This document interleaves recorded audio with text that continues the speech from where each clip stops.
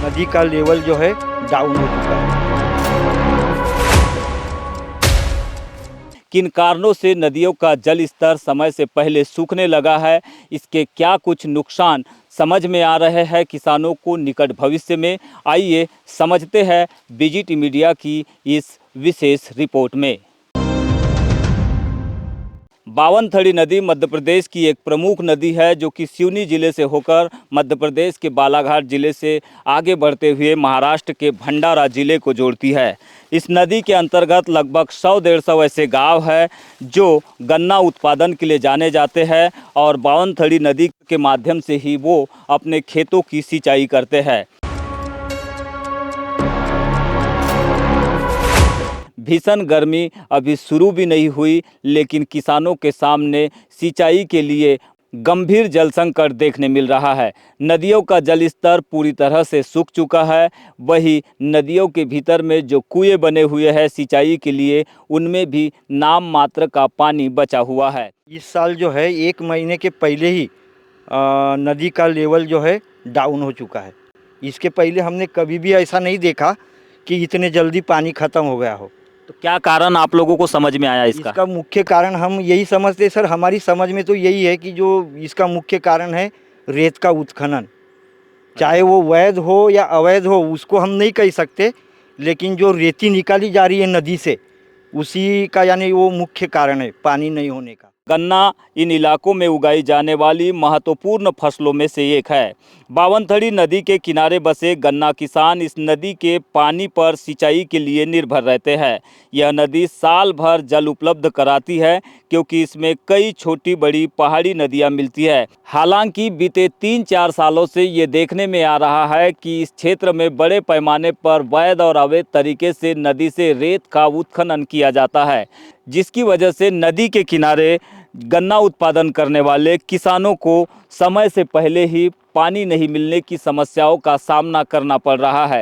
ये डैम मनमानी पानी छोड़ता है तो ये पूरी रेती जा रही है उधर, तो पानी जमा नहीं रहता। वो डैम खुला रहता था, पहले डैम नहीं था तो पानी चलते रहता था। अच्छा, तो अभी पानी रुका है तो इसलिए पानी की नहीं आता इधर। गन्ना किसानों के लिए पानी का महत्व क्या होता है, आप इस सप्लाई पाइप को देखकर अंदाज़ा लगा सकते हैं। ये वो पाइप है जो बावनथड़ी नदी में हमें दिखाई दिया और इस पाइप को काफ़ी दूर से यानी कि नदी के सेंटर पॉइंट से कुएं के माध्यम से आगे बढ़ाते हुए खेतों की सिंचाई के लिए लगाया गया है। तो किसान क्या महसूस कर रहे हैं, क्या ज़रूरतें उनको समझ में आ रही है? तो अपने को ज़रूरत यानी कि अगर स्टॉप डैम छोड़ता है तो पानी रहता है, नहीं तो हर दिन खेत की तरफ में रहना पड़ता है, कुएं खोदना, ये करना वो करना, परेशानी ये है। माना जा रहा है कि जब नदी से अत्यधिक रेत और मिट्टी निकाल ली जाती है तो नदी का तल गहरा हो जाता है और इससे पानी का स्तर नीचे चला जाता है और सतह पर पानी बहुत ही कम मात्रा में दिखाई देता है, जो कि इस समय बावनथड़ी नदी में हमें देखने मिल रहा है।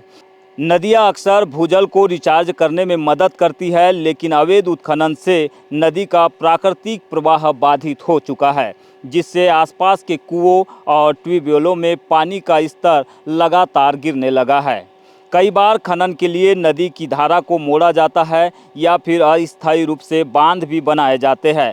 नदियों के बीच में रैंप भी बनाए जाते हैं, इससे पानी का संचय कम हो जाता है और नदियाँ बड़े पैमाने पर सूखने लग जाती है। बावनथड़ी नदी का भी हाल कुछ ऐसा ही है। यहाँ पर लगातार अवैध और वैध उत्खनन की वजह से नदी का भूजल स्तर जो है वो काफ़ी नीचे जा चुका है।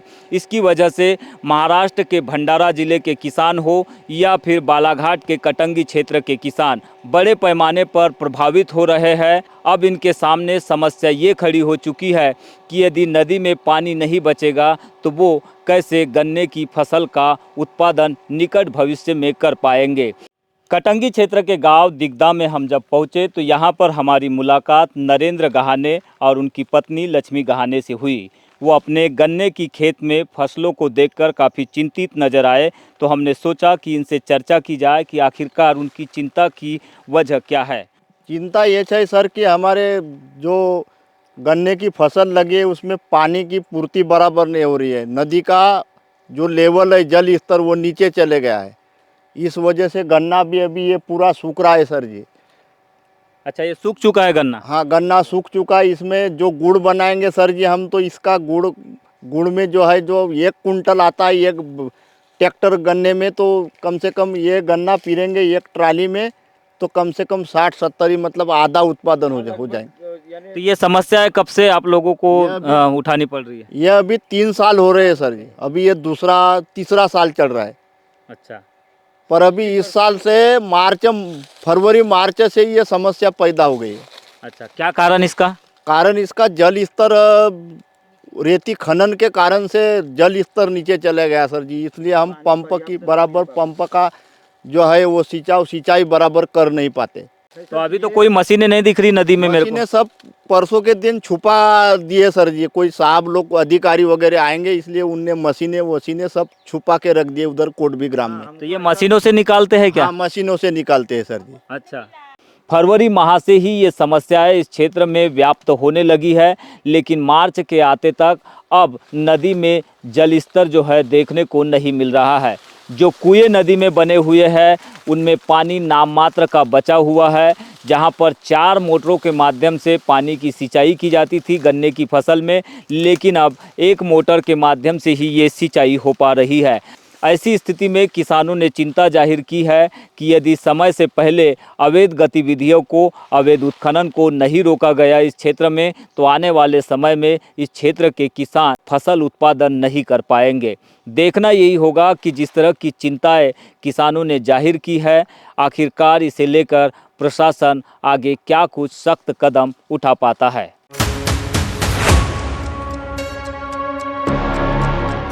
किसानों की माने तो उनकी ये जो गन्ने की फसल दिखाई दे रही है ये पक चुकी है, लेकिन पकने के बाद में भी एक बार इन गन्नों को पानी की ज़रूरत पड़ती है, लेकिन नदी में पानी नहीं होने की वजह से वो सिंचाई नहीं कर पा रहे हैं। ऐसी स्थिति में उन्हें सूखा ही गन्ना काटना पड़ रहा है और यही वो कारण है जिसकी वजह से गन्ना उत्पादक किसान बेहद परेशान है और चिंतित है। जिस तरह से भूजल स्तर गिर रहा है, आपने चिंताएं जाहिर की है, आगे क्या आपको और भी ऐसी चिंताएं समझ में आ रही है जो किसानों के लिए बड़ी मुसीबत या फिर किसानों के लिए जटिल समस्या बन सकती है?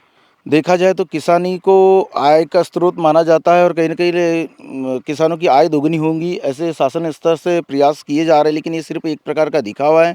और बताना चाहूँगा कि कहीं न कहीं हमारे जो पठार क्षेत्र में जो यहाँ पे गन्ने की और धान की जो खेती हो रही है, धान की खेती तो इसी वर्ष हो रही है। सबसे पहले तो किसान मर रहा जा रहा है जंगली जानवरों की परेशानी के कारण। उसके कारण कहीं न कहीं बहुत से किसान खेती छोड़ रहे, पलायन हो रहे। कहीं न कहीं शासन उनके ऊपर कोई ध्यान नहीं दे रहा। और दूसरी बात ऐसी है कि ये राजीव सागर बांध जो बना है और हमारी बावनथड़ी नदी है, तो इस नदी की जलधारा को रोकना है और इसके पानी को और जल स्रोतों को अगर बढ़ावा देना है तो शासन स्तर पे कहीं न कहीं इस नदी पे 5-5 किलोमीटर की दूरी पे चेक डैम का निर्माण होना भी बहुत ज़रूरी है, जिससे हमारी इस नदी की रेत भी बचेगी और कहीं न कहीं हमारा जल स्रोत बड़ा रहेगा और किसानों को सिंचाई का इसका फ़ायदा भी मिलेगा। अभी मार्च महीने में जिस तरह की समस्याएं किसानों के सामने देखने मिल रही है, जिस तरह की तकलीफ किसान सिंचाई को लेकर महसूस कर रहे हैं, उसे लेकर क्या आपकी अपेक्षा है शासन से, प्रशासन से?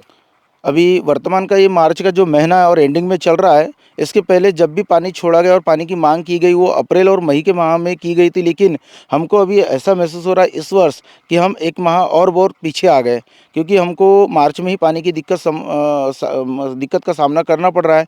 हर जगह से फ़ोन आ रहे हैं कि भैया हमारे कुएँ सूख गए।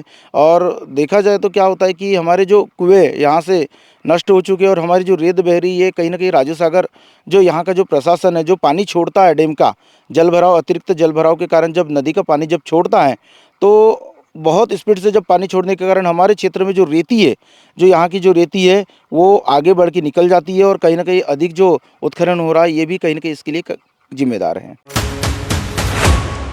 बावनथड़ी नदी का भूजल स्तर गिरना किसानों के लिए जटिल समस्या बन गया है।